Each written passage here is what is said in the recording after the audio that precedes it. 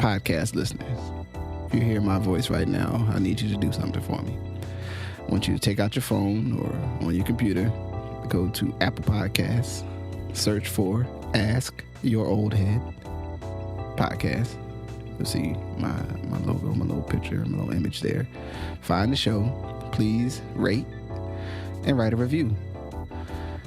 It's a small thing, but it helps others find this work and find what I'm doing here. And it really, really matters, as small as that may seem.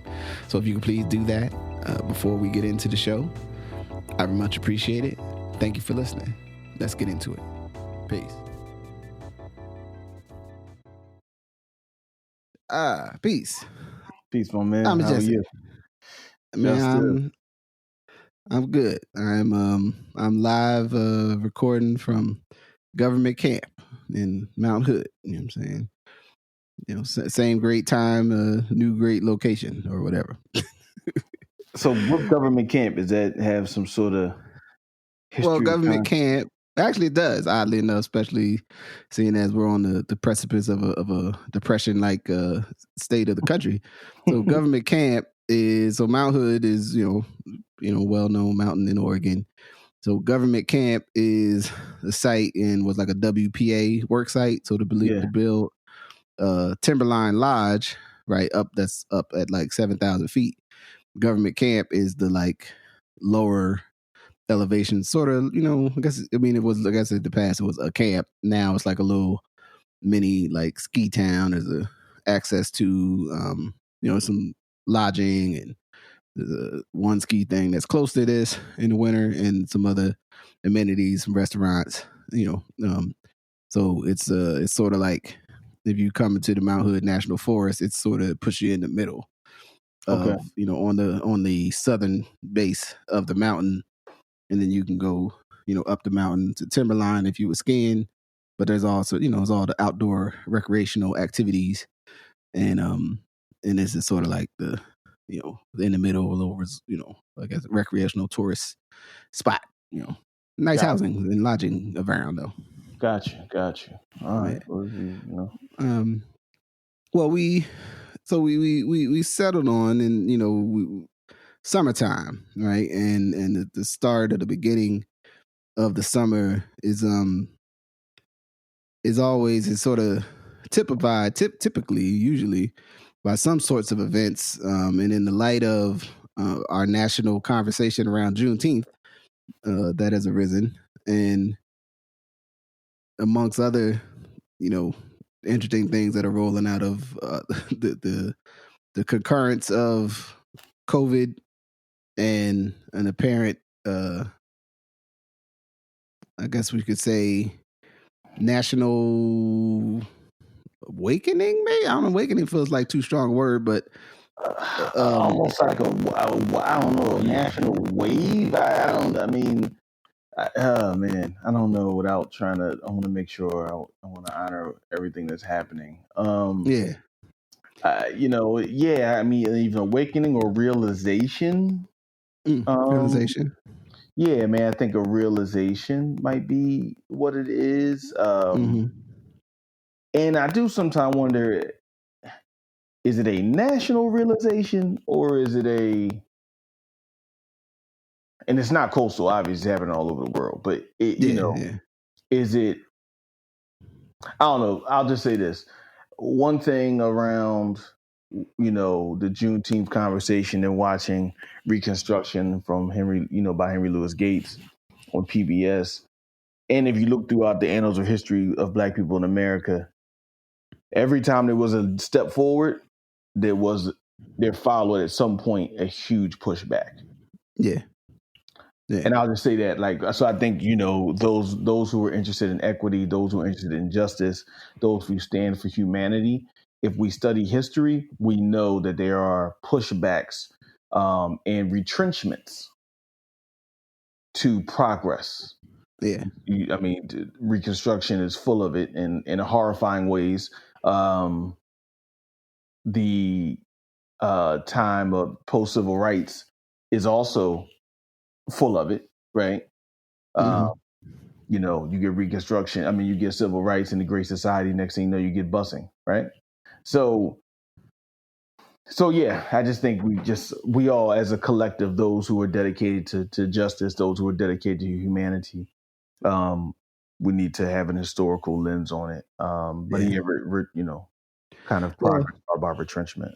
Indeed, and I guess I definitely would say, you know, our national moment around, you know, as it is, and you know, and I think this Juneteenth piece is really it's quizzical, it's interesting, it's definitely a like. On one hand, you know, the historian in me enjoys the idea of folks sort of writing into the the conversation around, around sort of the development of the American United States, right? Or what's that thing they call it? The democratic experiment or whatever. Yeah, Some name sometimes folks will throw out there, right? That you had this, in a sense, process reality, right? That, you know, folks, there was a proclamation signed, right, that said, you know, enslaved people who were in Confederate states were free, right, and then that information still has to spread to people, right, and so we sometimes will think of the past kind of in the context of our present, where like if there's some you know, a court decision, a congressional law, there's a newspaper, there's media, there's radio, there's even growing up in the 80s, there was multiple ways where you could find out pretty fast, right? Where 100, even in 1905, you may not have found out about something that happened somewhere else in a super speedy manner, right? You know, depending on how you were situated in the world. So in the realities of, you know, chattel slavery, you know, there definitely was not a wide flowing frothy broth of information, and that it took, you know, until this date in 1865 for the information, you know, to get, so to speak, and then even, you know, when you think about it, you say the information got to, you know, Galveston and the federal, you know, the Union troops landed, but you got to imagine it still took a couple months from then, maybe not a couple months, because people do have, you know, information networks and people moving around and delivery. So, but you imagine it was still some days where people was like, "What? You heard what?" Right. So what you're saying is, you know what I'm saying? And I would love, I'm sure somebody it might be for later project for me to go dig around, because I imagine somebody's got some narratives, some pieces written down, you know, some family stuff of like them talking about how their ancestor reported hearing what was up. You know what I'm saying? But the quizzical other part of it is, you know, one, I'm not really sure if I want everybody a part of this. There's a part of me that, like, I you know, I'll just take it here because this was one of the things we talked about. My memory of the engagement with Juneteenth was sort of like that it was a, you know, something that rose out of Texas, right? And like kind of the way I remember it as a youth was like, oh yeah, there's also this holiday Juneteenth that some Black people engage in, you know, especially in Texas, because that's when it got there. And it's like, oh, that's a cool idea, like to celebrate that. You know, when I did a little digging, actually, the piece you sent me, when it mentioned the congressperson who basically pushed hard to put it into the, you know, in the state consciousness of the state of Texas, which I would imagine is probably part of how it ended up bubbling out to the rest of to me being aware of it or knowing about it. You know, like all holidays or celebrations, you know, they typically come from people making a decision, but then also somebody, you know, pushing the idea in terms of sort of like a community consciousness or, you know, a national consciousness. And so I'm a bit like, yeah, this is cool. And also, I don't totally know how I feel about, like, you know, like if I think about it deeply, you know, sort of something I think it's dope to be with family and even with friends, but I don't really know if I want like random person that ain't really in community with me to like, yeah, man, it's Juneteenth this weekend, man. Where y'all having a function at? And it's like, yo, I don't. I don't know. Well, I mean, I think that's the part of the challenge of, that's part of the challenge of as things that were very communal and very specific become very broad, right? And having that conversation, and then when you're used to, and I think we'll get into a little later, just this whole host of things that Black folks had, and that in some senses were very specific to place, right? Around Black people's history and things like that. I mean, I was not maybe made aware, and you could probably blame this on a whole host of things, of like the idea of Juneteenth until I got here to Pittsburgh in college, and it was a Juneteenth concert. Whammo, the radio station here, did a Juneteenth concert, and that was like the biggest concert of the year, right? And then the answer was, well, just when people in Texas found out they were free, right? Which I never kind of took and dug any deeper on, right? Right. And then so for a long time I looked at it as a Texas thing, right? And I know that in many senses it's looked at as a broader context. But yeah, I mean, I think there's also something to be said for when, something is part of us and it's not a collective thing, versus everyone saying, okay, well, here's what this holiday represents to you now, right? Like, so this holiday represents, freedom, or this holiday represents liberation, this holiday represents racial equity, right? I mean, you're hearing a lot of different things about what the holiday represents. And also, I think, an important part of this conversation is a lot of these things, to your point around social networks, a lot of the community days and days of celebration that we held in our community were really like shared amongst each other and shared amongst our newspapers, right? It wasn't shared like upon a global stage. Yeah. Right. So it was by nature smaller, but also by nature kind of tighter and more of a shared concept on how to celebrate it. Right. Yeah. Like how to actually deal with it, which I think you're dealing with an extremely fast commercialization of a day of remembrance.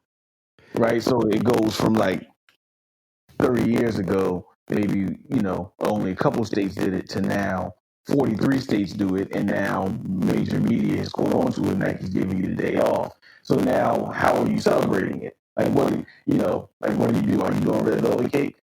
Are you doing, red sausages? Are you doing red, red juice, right? Like, you doing red Kool-Aid? Like, what exactly are you doing around it, and what are you celebrating around it? Are you celebrating the actual folks in Houston that created Emancipation Park? Are you celebrating the parades? Are you celebrating people getting dressed up because, they were now finding themselves in a different place? There's also, and I'll, not to go to the rabbit hole, there's also this conversation that's not often discussed, that there were slave owners and people who knew what happened, so were moving people into Texas. So it was like, they purposely were moving people to Texas to be able to have more time to do this. Yeah. Right? This wasn't like everyone was ignorant, and then they came and told everybody. There were people who were clear what was going on, but no one had gotten down there yet. Right. And that's actually the ill thing about that is that practice and that part of, what enslavement and the slavery, the financial and economic system and reality of slavery was the hiding and moving of people, and also especially into Texas before Texas became a state, was a common practice to hide if you had debt, right? Because they would, people had mortgages and shit, versus, the life of a person, just for the record, and you go take them over there, when the person come to try to collect. Just when you think about all of our concepts around like repossession of stuff and all of that stuff is rooted actually in the United States in Black people as property, right? And so you had these people who are, essentially they're like, well, look, we got let's see if we can get, I guess I think people have said it. Basically, let's see if we get this next harvest out before we got to reckon with how are we going to try to keep these people under our thumb and within our purview as labor before we build. So before we even have to have that conversation, let's move fast. Let's move them over here. Let's keep other people away from the land. I mean, I'm sure there's probably some ill history that could be pulled up of people documenting the behaviors that went on. I'd definitely be super curious, to read some of that material. I think, yeah, I mean, and I guess in terms of just highlighting a moving way too fast. Apparently, I mean, I wasn't on the social media too much today, but apparently, Snapchat had some sort of filter that it was like a flag, it was like Happy Juneteenth and like a chain, and when you smiled, it would break the chain. See, that's what I'm saying, man. Like, what the fuck are you doing, Snapchat? But this is my point. This is almost like the first like black holiday that's been given to mainstream society as fast in the way that it has, right? Like, think about how long it took before white America even wanted to touch Martin Luther King's birthday, right? Yeah. And the politics around him getting a national holiday. Right. And, for those who don't know the history of obviously besides activists and community members, elected officials, but also music artists being hugely important in the pushing of that day and that holiday. Mm-hmm. But think about how long it took for that to be real, right? How states will fight even having the holiday, giving you the day off and all this kind of stuff. But think about how this has happened literally in 3 weeks. In 3 weeks, it went from what's Juneteenth to Juneteenth is a holiday they're celebrated in Nike and people are getting the day off and states are getting the day off, right? So you have an immediately kind of fast process, the likes of which we haven't seen. Yeah. So I think people are going to make mistakes with it, right? Yeah. Yeah. You're going to get some mistakes because there's no kind of protocol on how, especially corporate forces or institutions are supposed to engage with it. Yeah. Is it Black joy? Is it Black remembrance? Is it? I mean, and again, it can be all of the above. However, because this has gone kind of on speed dial, no one has had a chance to kind of institute the manner of reflection or remembrance and or celebration that should surround it. Yeah, it's too much for me at the moment. To fully put into context, I mean, now I have to bear witness some of my own. I like being. I mean, in other circumstances, if folks were having a celebratory event, I would definitely I would consider going. I may not go all day, depending on who was inviting me. But under the current conditions, I'm not. It's still a real pandemic happening, and I need to be protective, and so we were been invited from some of our community organizing work to be at some events that happened today, and some other folks from other folks in our, I guess you would say, our community of parents and community members showed up on behalf of the body. But it's summer is typically, I mean, I always think about when you're a kid, especially if you go in American schools, summer is when school's not happening, right? So there's that touch point, and then it is usually a time of community events from 4th of July. Was it Super Sunday? Oh man, remember Super Sunday? Oh, Super Sunday, yeah, no school Monday. Yeah, Super Sunday, back in the day. On the Ben Franklin Parkway. Yeah, I mean, you know what I'm saying? Here, our good brother was new to the city, and I was pointing us to, there's a nice brew fest that happens every year. There's a blues festival that is so.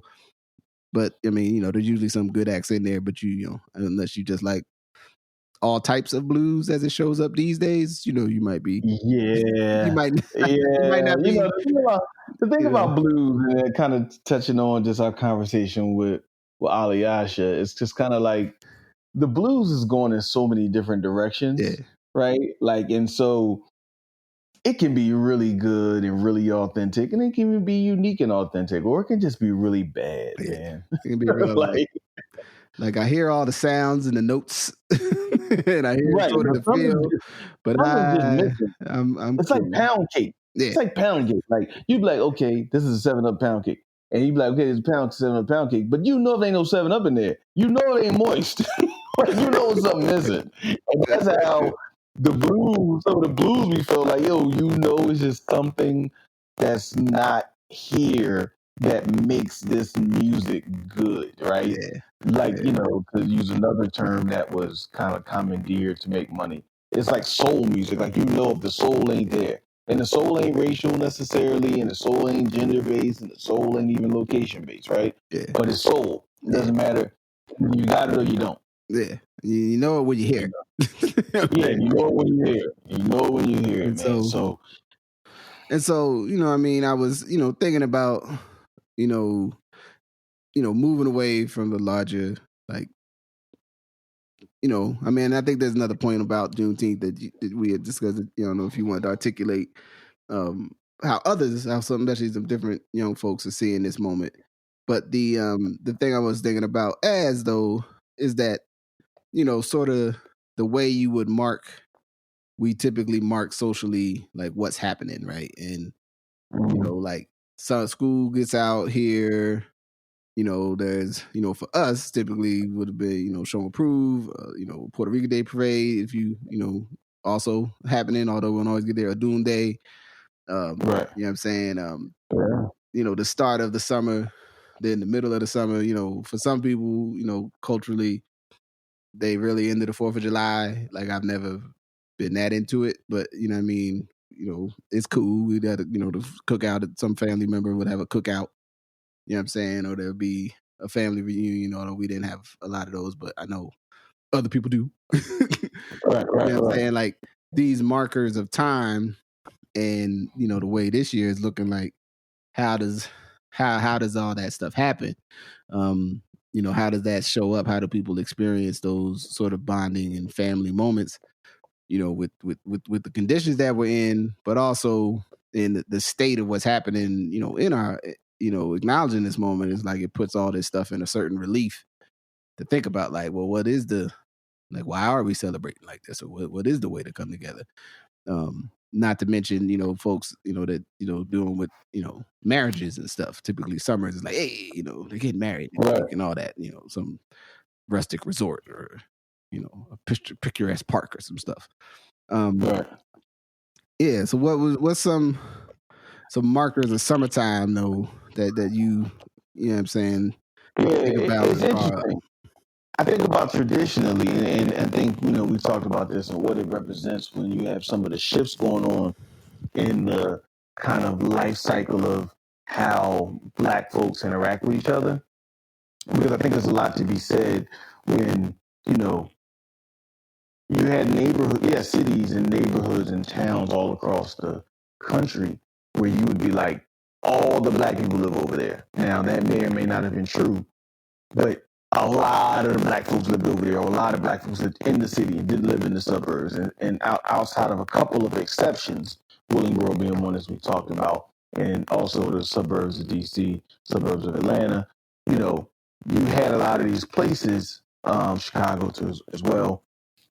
You got these places where everything's over there. So you had this density, and this density created these opportunities. So for me, the first beginning of summer was always Memorial Day, right? And it was Memorial Day just in the sense of people having cookouts. And one thing I will say is that Memorial Day has become a lot more attached to its background now than it was when we were coming up. Because like Memorial Day and Veterans Day the difference was lost on me, right? And somebody died, somebody didn't, right?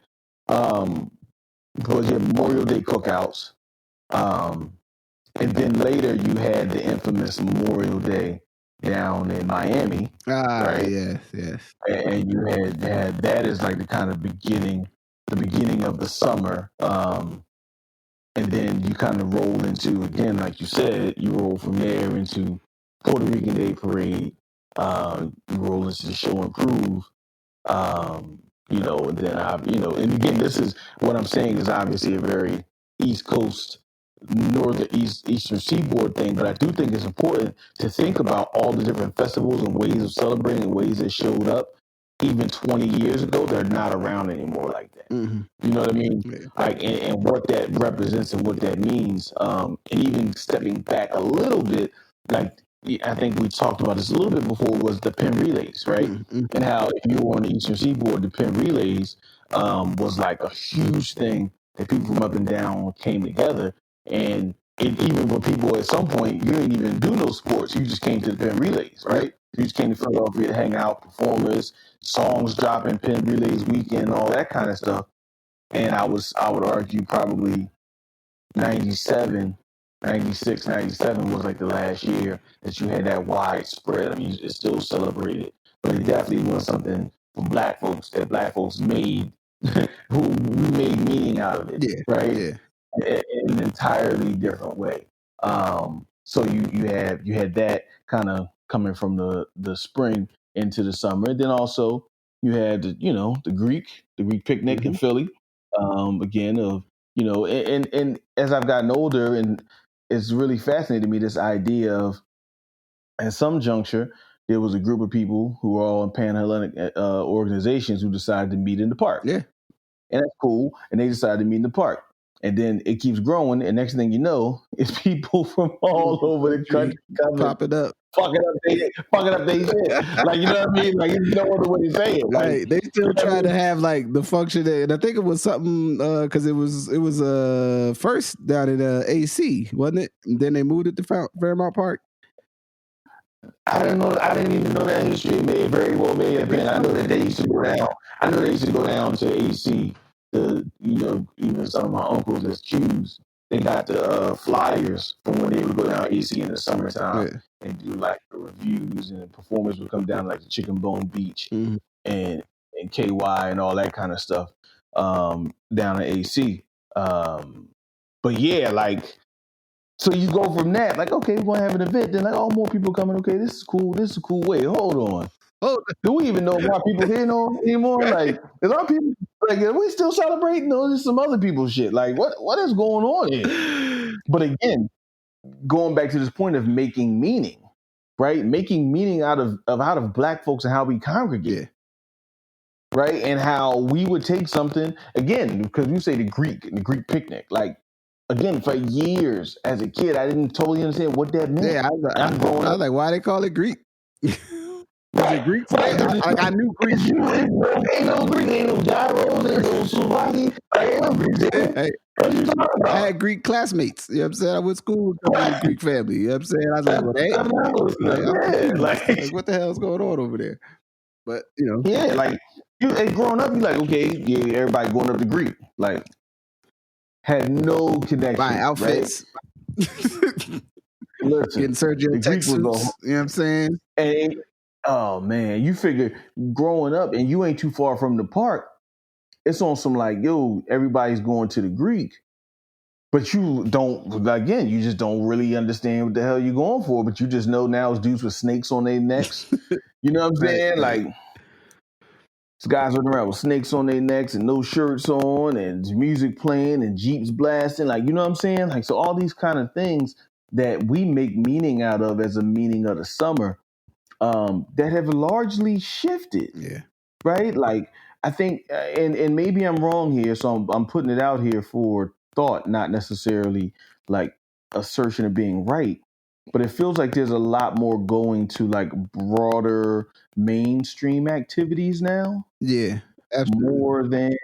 More than like, again, these slate of things. I mean, O'Doon Day is still alive, still going. The Bud Billiken Parade in Chicago in the summer. I mean, in August. Mm-hmm. That's still like rocking and rolling unabated. But even things like, Harlem Week. Right? Harlem Week used to be huge, man. Like literally, it would be a testament to just Harlem every day from Saturday to Sunday. Like, you know what I'm saying? Like a week of just events, like churches, food, music, shut down 125th Street. Everybody can walk, like just all kind of stuff, and it's gone, right? Yeah.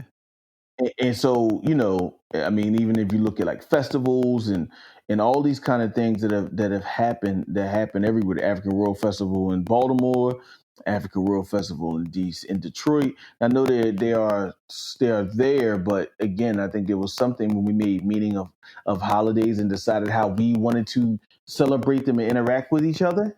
Mm-hmm. And even if they did not have a particular reason for coming together, we were commiserating and celebrating on who we were and are at those times, right? And again, I think the whole conversation around as we go into it now, and especially in a COVID world of like we're all around each other, but it's kind of weird. And when you look at a lot of stuff that people have come together, it's like everybody got these masks on, everyone's like with each other but not with each other. Yeah. And then you know they got to take the mask off to talk to each other. Right. So it's like, because I know when I try to talk too much with my mask on, my glasses get yeah, my eyes get steamy. Yeah, my eyes get steamy. I got to master that one. Like, like in certain words, it seems like, especially for how I talk, that the mask, like eventually I got to go like, you know, I need two. Hold on, man. I need two, brother. You know what I'm saying? Like I need two. Oh, all right, two. I got you. You know what I'm saying? And like, but before then, it's you know what I'm saying? It's like wah. Yeah, like the teacher and the peanuts. You know what I'm saying? And you know, it got me thinking about like, you know, people broadly, people create we create stuff to commemorate and to remember and to remind us, you know, of the things that are important to us, right? But then there's also an interplay of, you know, commerce and transaction, and I'm not big on the like, yeah, man, we don't need no corporate this and that. Because I think sometimes that gets a little weird with like, it just gets weird with the aspect of, you know, we have a big celebration. If we ain't all making handmade outfits, you know what I'm saying? There's probably some type of charitable thing involved, or company. You know, it's, you know, some point is going to be a commerce component. You know, and I don't think that's necessarily bad. It just needs to be, you know, in tune with the values of the people. But I think that, and there's probably someone with the scholarly knowledge who could acknowledge or show and prove whether this is accurate. I mean, I think some of those festivals and events that we recall from our youth, you know, were sometimes that response to that cultural nationalism piece, you know what I'm saying, that creating something fun for you, you know, and for your community, because you may or may not be welcome at the I guess you could say the macro society 4th of July event. You know what I'm saying? You may not be welcome at the national you know, it's stuff like was it like the World's Fair? I mean, if you want to go way back, but you know, the other thing, at least as far as public celebration events in the United States, find that most of them usually there was a company that wanted to do something. Like, hey, we really make these. What could we do? Hey, we have a festival. We'll fund a thing. We'll get some sponsors. We'll have some community people. People will come out, and then we'll do this other thing with it. You know what I mean? Or, you know, we're from places where, you know, the Italian community might have a couple different, you know, a summer festival or something, or the Polish community, or, you know, the German, you know, whatever, various different cultures. There's a Greek joint, like actual Greek community joint in Philadelphia in the summer at some point too. Mm-hmm. No, I mean, yeah, you got Greek, not Greek by family, but Greek by, you know, being from Greece, right. and other parts of the country too. You know what I mean? They got, you know, different flavor. These events, you know, they're like reaffirming your values, and this is, you know, what it is. You know, it's a trip though.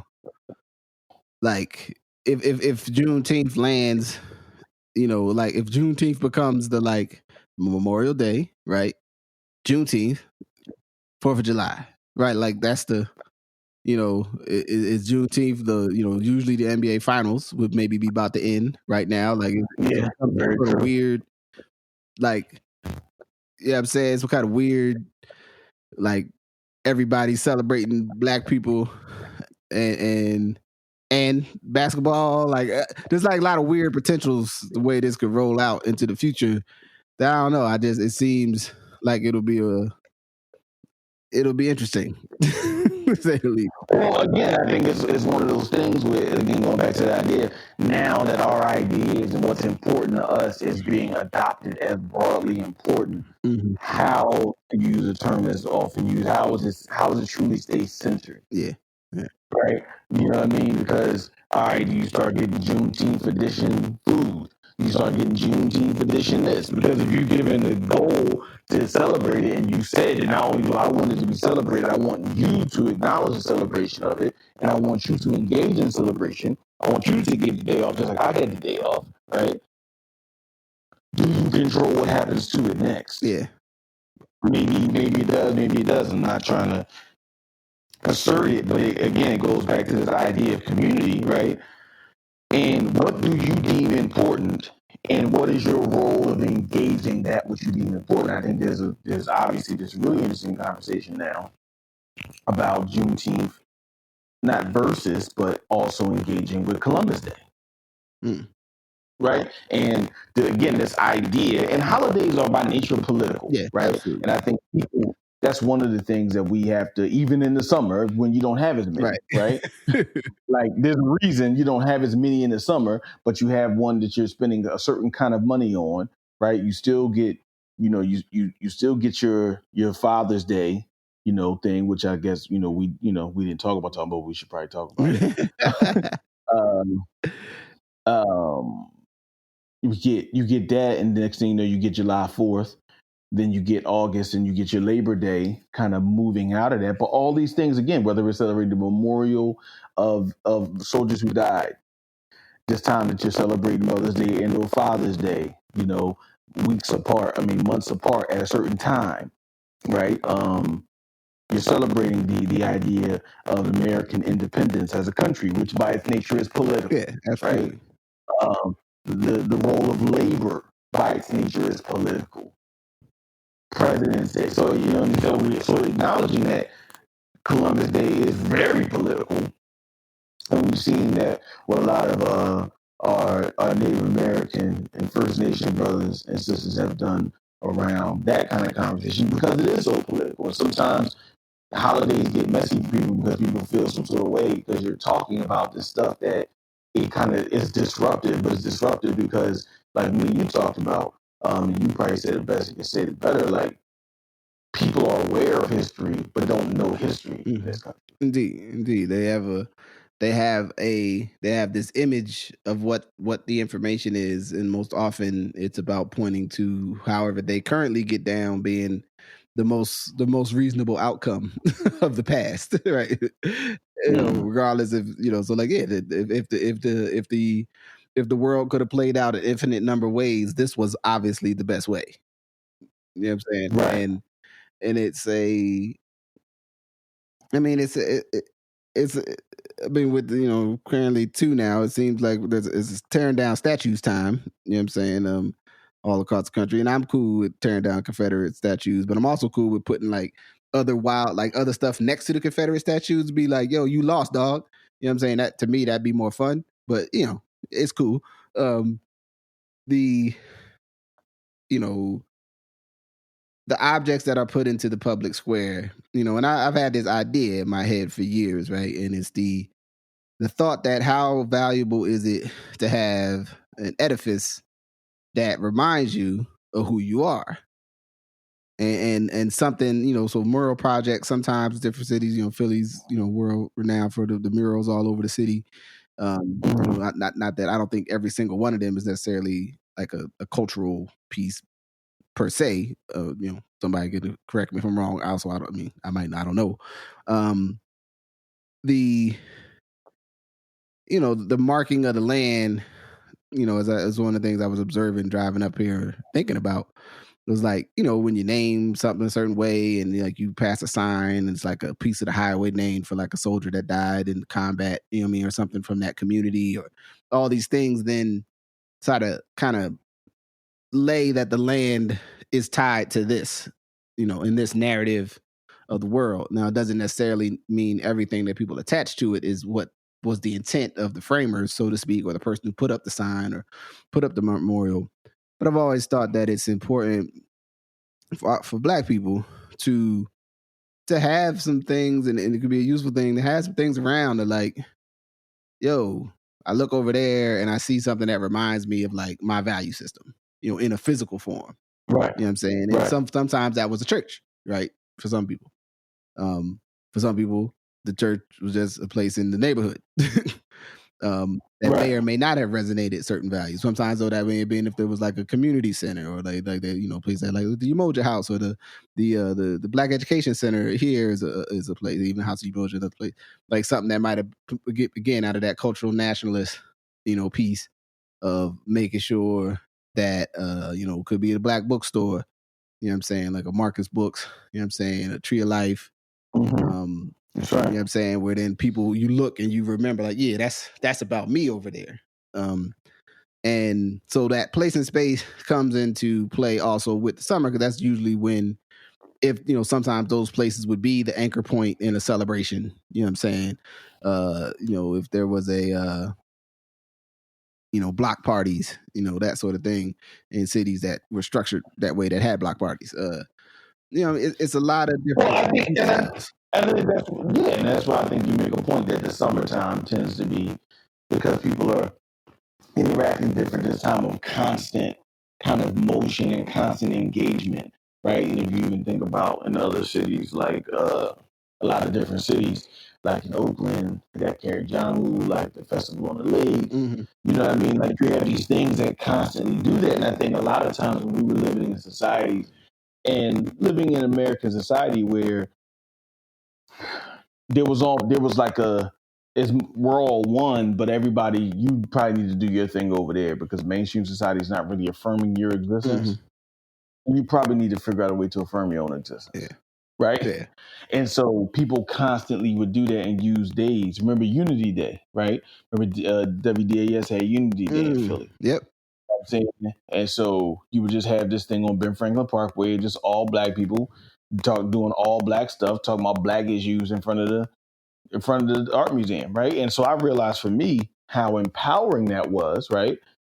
That you're seeing a Black-owned radio station tell a story about Black people for Black people, right? But inside the larger patchwork of the metropolis, right? Because it's still in the patchwork, right? So it's not Bantustan, right? It's not like you had to do it on 52nd Street or you had to do it in South Philly, right?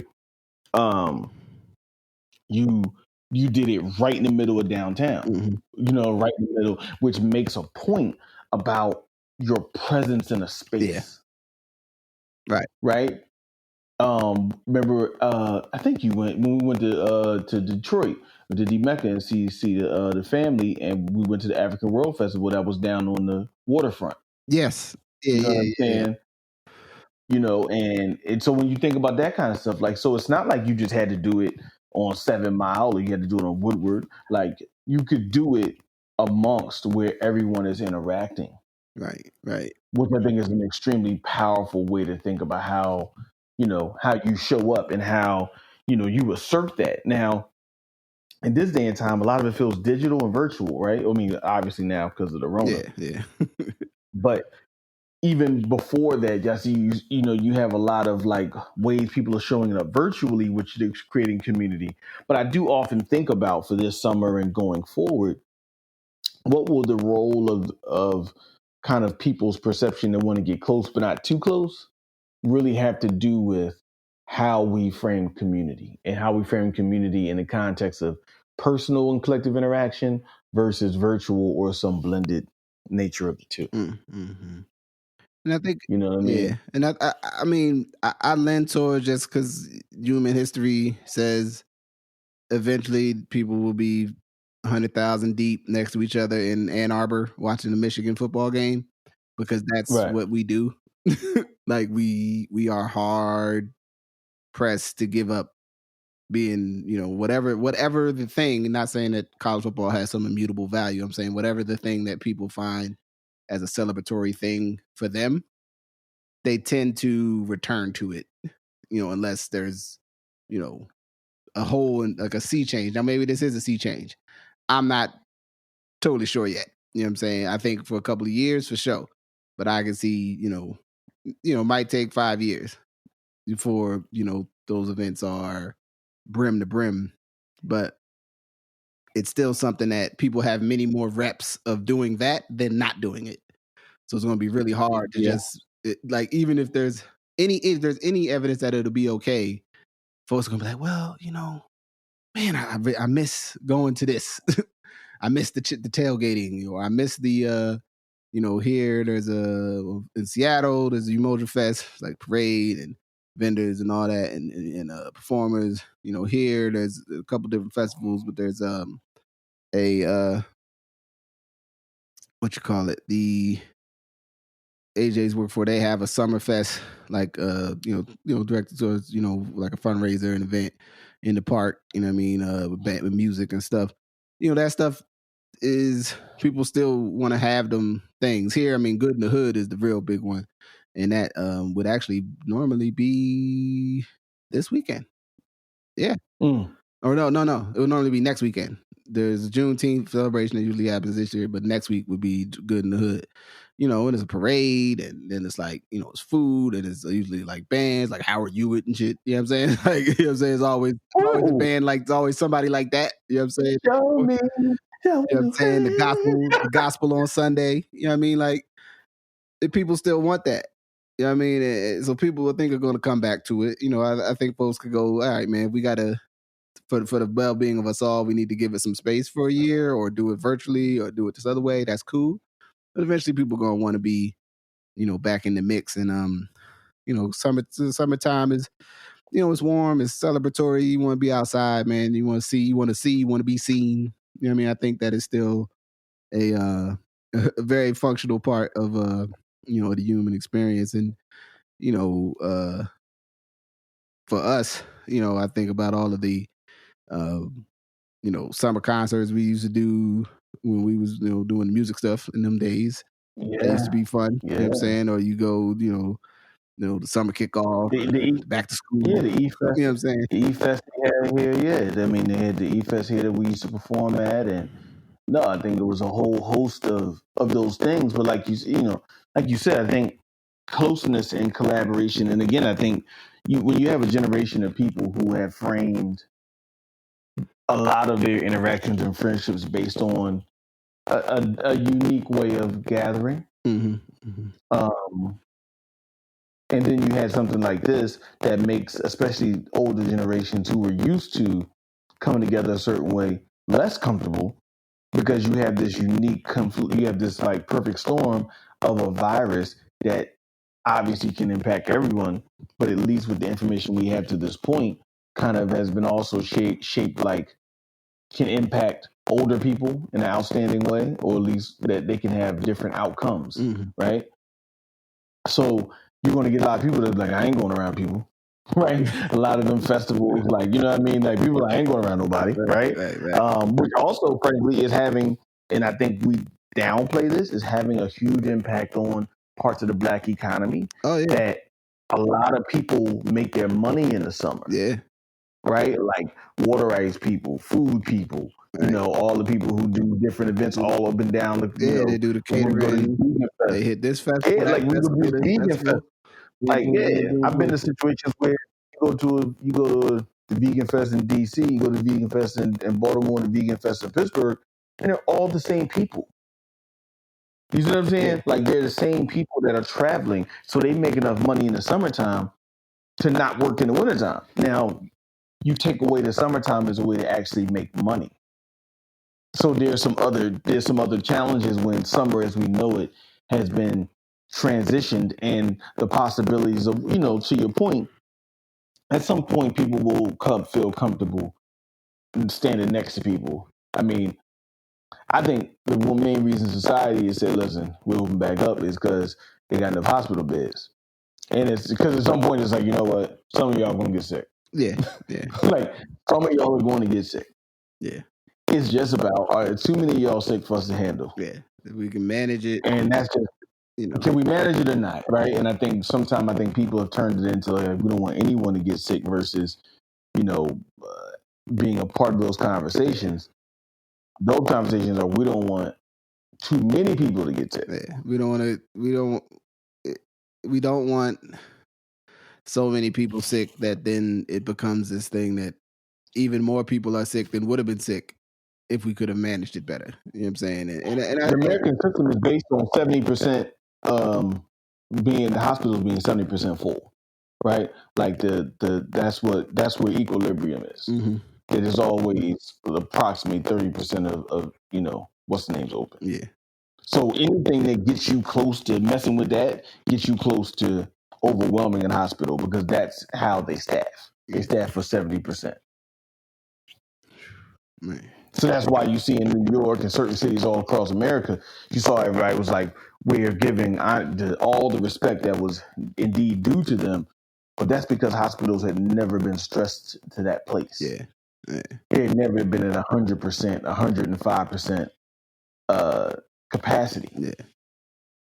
You know what I mean? It literally overwhelmed the system. So, yeah, man, I think it's going to be important to think about. But I also think, again, as these things evolve, and we're looking at these festivals, and I was like I'm saying, I'm trying to think of the one that what's homie's name from Tyler the Creator, like Golf Wang, and like what I'm saying, like their festivals, and like Rolling Loud now, and what I'm saying, like DC, you don't have George Avenue Day, but you got Mochella right now. That's like their go-go thing. I think it's today or tomorrow. Oh, word. You know what I'm saying? So it's like you do have these evolution of activities, but one thing is also interesting, they're not based on blackness. I mean, they're based on the individual expression of blackness, but they're not based on this collective concept of blackness. Whereas you figure about all the other things that we've talked about were all based on some collective identity. Unity Day, Harlem Week, O'Doon Day. Like, you know what I'm saying? Like, you think about the Bud Billiken Parade where black people all parading down a thing, or, you know what I'm saying? In LA, I can't remember the name of it. Day. No, they got the joint. Oh, man. I know there's something in Leimert Park. Yeah, they got like the South LA Festival where they shut down. I mean, they can do stuff in the wintertime too. Yeah, they're saying it's actually terribly hot. Like in the summer. Yeah, they got all year. You know what I'm saying? But like, but no, you can do like all these kind of things. But they were all based on bringing us together. So that's a very interesting thing where one, you're being people-based, but you're also being place-based, and the strategies and thinking about what that means going forward for the issues that we have to this day, and thinking about how we're going to deal with those kind of conversations. I think is going to be the challenge of the time. And the final thing I'll say about the summer is, there was a time that you created music for the summer, right? And so, like, artists will come out with like their summer song. You know what I'm saying? The one that strikes me in my head, like that I remember being like just really well played, was Doing It Well by LL. Like that came out right during the beginning of the summer '96, and like it was just right on point. You know what I'm saying? Right. So like that summer anthem. But again, I think as the whole thing has changed about like interaction, I don't think people frame like the summer anthem as quite as important as it was.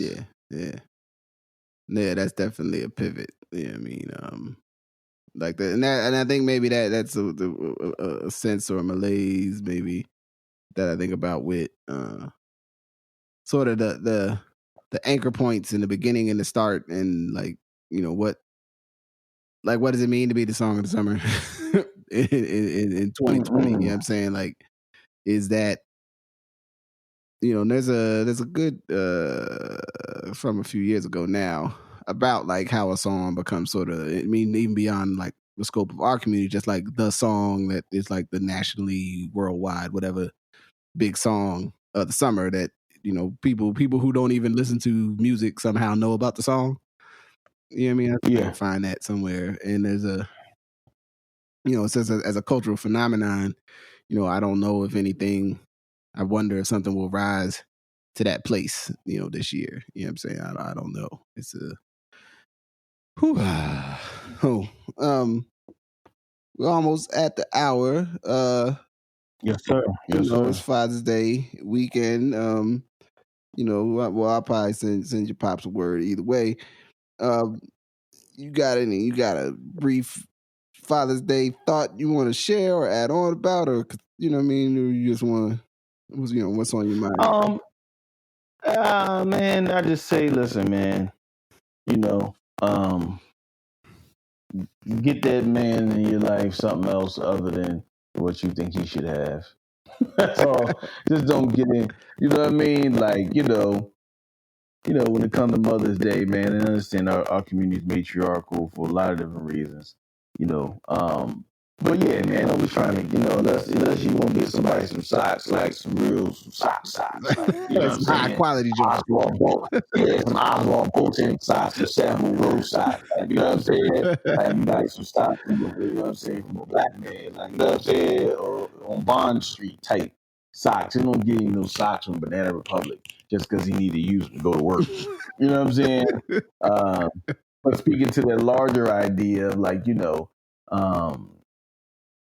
a lot of things around the role, the roles of parents and roles of genders, they continue to evolve. But I think, kind of giving space and time to really respect, the art and the science of fatherhood, I'll just say.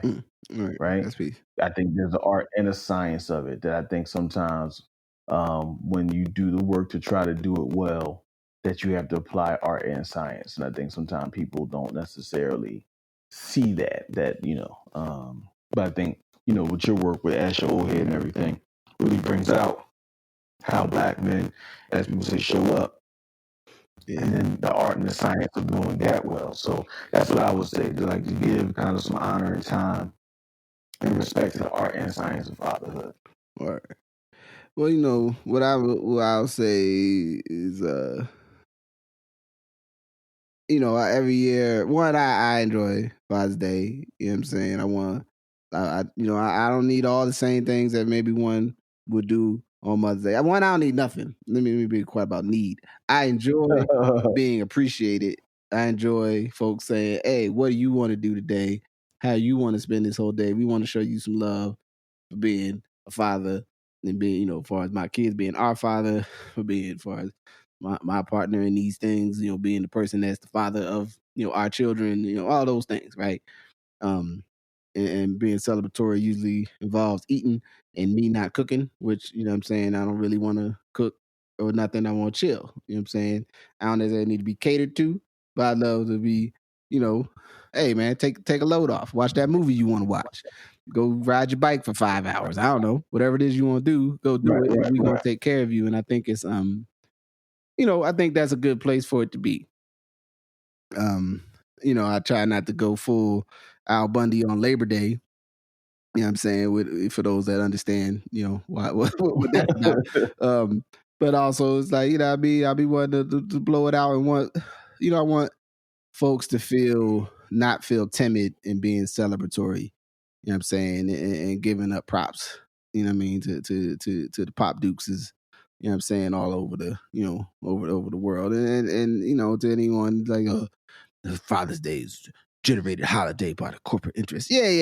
I get it. I understand that. But it's also fun to celebrate being a father. And that's all right. You know what I'm saying? Do something service related. You know what I'm saying? You want to pivot, change the narrative. People love changing the narrative these days. So you want to change the narrative, do something, pitch it the other way, or just don't be involved. That's cool too. That's the beauty of this thing of ours. You could just leave it alone. You don't got to do nothing. You know what I mean? So, all right. I think we put a bow on that. You know what I mean? Yeah, man. Yeah, man. All right, well, man, unless you got something for the good order, man, I mean, we just say, be safe. Always. Yeah, be safe. You know what I mean? Get you, all fathers. You know what I mean? And I will say on the serious side, it's never too late to to become a father. If if there's been some challenges for whatever reason, you know what I mean? It's never too late to do it. And, it's never too late to think about, again, always challenging ourselves with the art and science. How can we get better and be better fathers to our children, obviously, but also, to the community, by being, those role models and real models, not just role models, right? Because when you hide yourself from people in order to be the right guy, you're just being a role model. You're not being a real model because you're playing a role, right? Yes, sir. Absolutely. So just, for all the brothers out there and all the brothers who, may not have children biologically, they're being real models for the community. So, Word up. So with that, I'm going to say peace. Peace. Thank you for listening to Good Brothers. Thank you to my brother, I'm Majestic. Thank you to you, the listener. Please pardon the Transformer Transor Z there at the end. You know what I'm saying, of our coming together. Sometimes you get the technical realities of the internets, you know what I'm saying, and the space, the satellites and the wires and all that. You know what I'm saying? Man trying to hold down the brothers, but they can't do it. They can't put a black eye in the game, as Flavor Flav would say. But in any event, man, I hope this episode greets you in the best of health and wealth. You know what I mean? As we are fully into the summertime at this point, COVID is on the rise. People still in the streets. Let's not give up. Let's not move off. Let's not let the pressure off. You know what I mean? And always remember, it ain't just about protesting. It's also about building, planning, thinking about what the protest is for, right? And what the future holds. So, as always, please listen, subscribe, share, pass on to a friend, and, give some comments and some feedback, man. There's many ways you can do. Direct messages, you can leave a phone message, all that. It's all in the show notes. So do the knowledge, you know what I'm saying? Add on accordingly. Thank you for adding on. Thank you for listening. Peace.